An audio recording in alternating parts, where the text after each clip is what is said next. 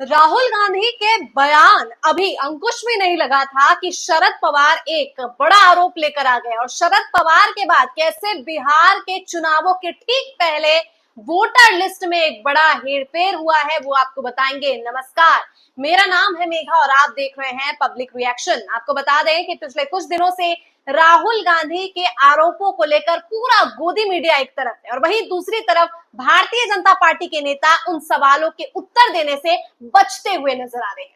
अब ऐसे में सवाल है कि जो राहुल गांधी ने आरोप लगाए हैं चुनाव अधिकारी पर, चुनाव होने की प्रक्रिया पर, कैसे वोटर जो एक कॉन्स्टिट्यूएंसी में जिसका नाम है उसी वोटर का किसी अलग प्रदेश के कॉन्स्टिट्यूएंसी में नाम कैसे आ सकता है। और इस आरोप के बाद अब शरद पवार का बड़ा खुलासा स्क्रीन पर देखिए। शरद पवार ने कहा 2024 महाराष्ट्र विधानसभा चुनाव की घोषणा से पहले दिल्ली में दो लोग उनके पास आए थे।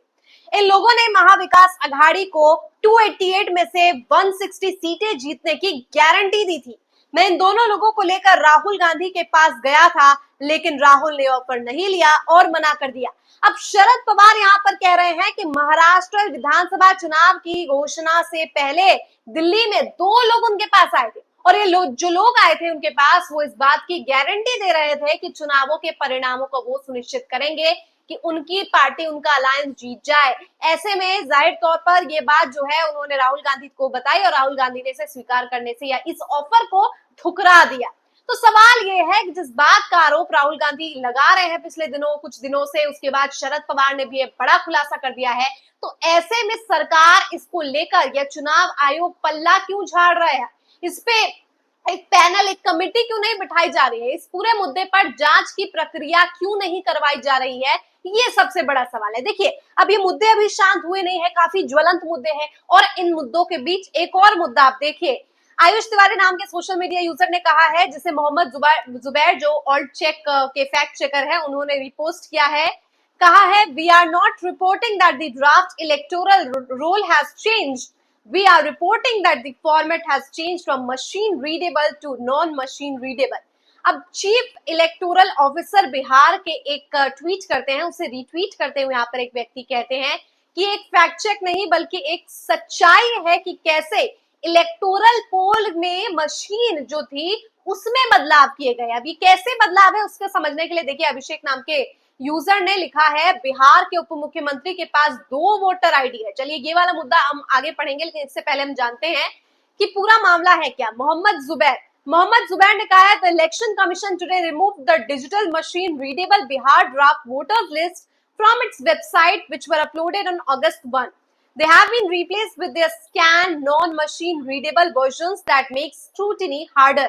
यानी इलेक्शन कमीशन ने रिप्लेस कर दिया है digital draft voter list Bihar में और उसके जगह अब स्कैन्ड वाले वोटर लिस्ट जो है वो लेकर आए हैं। अब ऐसे में क्या अंतर पड़ेगा, देखिए, जिस वोटर लिस्ट में जो ड्राफ्ट था उसमें क्या होता है कि कोई भी इंसान किसी के बारे में भी जानकारी ले सकता है विधानसभा चुनाव से संबंधित बिहार के संदर्भ में, और अब क्योंकि उसे एक स्कैन्ड इमेजेस में तब्दील कर दिया गया है तो उसमें बहुत मुश्किल हो जाएगी अगर किसी भी तरीके की एरर पाई जाती है, किसी भी तरीके की होती है ना धांधली, कुछ ट्रांसपेरेंसी पाई जाती है किसी भी तरीके की, तो उसे पता लगाना यहाँ पर मुश्किल हो जाएगा। तो अब सवाल ये है कि बिहार विधानसभा चुनाव तो होने हैं, इससे पहले शरद पवार के आरोप है, राहुल गांधी के आरोप है और अब ये बड़ा जो है फेरबदल बिहार के चुनाव के संदर्भ में किया गया है कि आप गलतियां ढूंढ ही नहीं सकते। तो सवाल फिर से यही है कि आखिर गलतियां क्यों नहीं ढूंढ सकते हैं, क्यों इस पूरी प्रक्रिया को जटिल कर दिया गया है। August 1 में चुनाव आयोग ने बिहार में जिस वेबसाइट पर अपने वेबसाइट पर जो अपलोड की थी वोटर लिस्ट जिसमें ड्राफ्ट था, अब उसको बदलकर क्यों एक जो है ड्राफ्ट को बदलकर एक नॉन मशीन रीडेबल वर्जन बना दिया गया है, जिससे मुसीबत होगी लोगों को, या इवन जो ऑल्ट चेक या फैक्ट चेक करने वाली और एजेंसीज होती हैं उनको भी ये चीजें ट्रैक करने में मुश्किल होगी। तो सवाल ये है कि क्या राहुल गांधी के सवालों से चुनाव आयोग इतना डर गया है कि अब बिहार में भी इस तरीके की बदलाव किए जा रहे हैं, वो भी जब अक्टूबर, नवंबर, दिसंबर के माह में ही इसी साल अंत तक बिहार के विधानसभा चुनाव होने हैं और घोषणा से पहले इस तरीके का फेरबदल अपने आप में शक के घेरे में है, सवालों के घेरे में है कि आखिरकार चुनाव आयोग सवालों से बचता हुआ, भागता हुआ क्यों नजर आ रहा है।